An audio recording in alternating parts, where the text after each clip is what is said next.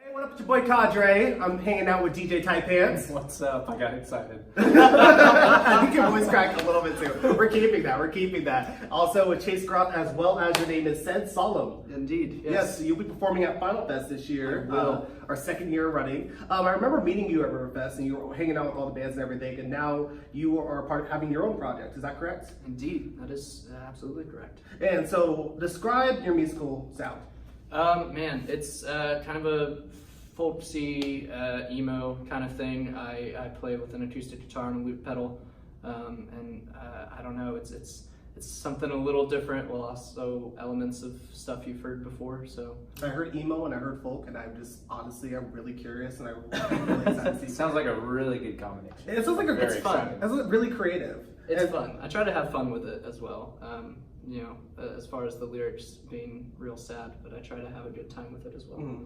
So you're gonna make us cry or make us dance while crying? Yeah, probably a little both. A Yeah. little bit both. Okay, Yeah, I'm that's the excited goal. about this. I'm really excited for this. So what got you interested in starting your own project? Oh man, I've always been interested in music. My mom will tell you I've been singing since I could talk, and so I've been writing songs for a long time. But it wasn't until I found out that Wichita actually had a local music scene that I was like, oh, this is actually something I could do. I went to a show back in 2017, I think, at the Donut Hole. It was the first time I'd really realized that it was something that I could do. Yeah. Yeah. You went to a show or you played a show? I went to a show. Okay. Yeah. When was like your first show? My first show, well, technically my first show was back in like 2014, I think. It was one of those like first shows that was terrible and you don't really want to bring up. Like you don't have to talk about that one. Well, you know, I kind of want to know. it happened. We all have those. But. Yeah. Well, yeah. Your first show is always terrible. But I'd say my first proper show, I played one of the first food truck rallies that happened down at the fountains at Riverside. So that was really fun. Yeah.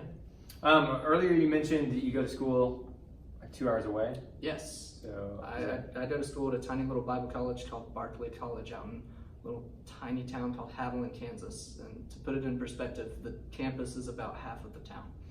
Oh. It's real small. all right. But we're used to it in Kansas. Everyone comes from a small town here. Wichita is like the biggest city, and it's not even that big. But we're trying here. You talked about the music scene and how when you discovered it at the Donut Hole, it's grown since 2017 for sure. Oh yeah. And how have you seen the music scene evolve from then to today? Man, I mean, you've got a bunch of artists that are slowly but surely, you know, evolving their sound and you know, making moves towards breaking the barrier between being a local band and just being a band. Because a lot of times, especially back in 2017, it was like, these are local bands, and now we're getting to the point where it's like, no, these are just bands. Like, they're just as much bands as you know, the people that you hear getting played on the radio every day. You know? Yeah. I was thinking about this recently. Like I don't like not the term local band, but the definition of what local band has become, because it kind of has a definition of like a small level, like medium or like mediocre band almost. Yeah. But it doesn't have to be like, it should just be local bands, as in these are the bands that we get a rep and we get to go see a lot when they're playing like their hometown. Yeah. And I want to go off of that as well. I feel as though with all art and all creation of any kind, when it comes to music, when it comes to art, I feel as though when you're described as local, you're not real, you're not anything, but you guys put a lot of work into your music and performances that Absolutely. when I see it live, like last year's Final Fest, you guys were professional as anybody. Like you really were. And so I think it's awesome that we have a scene like this that really fosters the local community, not as local band amateurs, but as we want to help promote the arts. Yeah. And so what made you want to apply to be a part of Final Fest? Man, I went just as an attendant last year, and I saw something really special in it. I saw a celebration of what Wichita has to offer. It wasn't, you know, something like just, these are our little bands and we get to keep them. It was like, no, this is what we have to show the world. It was a celebration of the art and the culture that Wichita has to provide to the world. I saw that and was like, I have to be a part of that sometime, and now I get to. Yeah. What can people kind of expect from? I know you said dancing and crying, but what else? And what are you looking forward to about Final Fest this year? And what should people look forward to from your set? My set, right now, I really just want to focus on getting the crowd involved.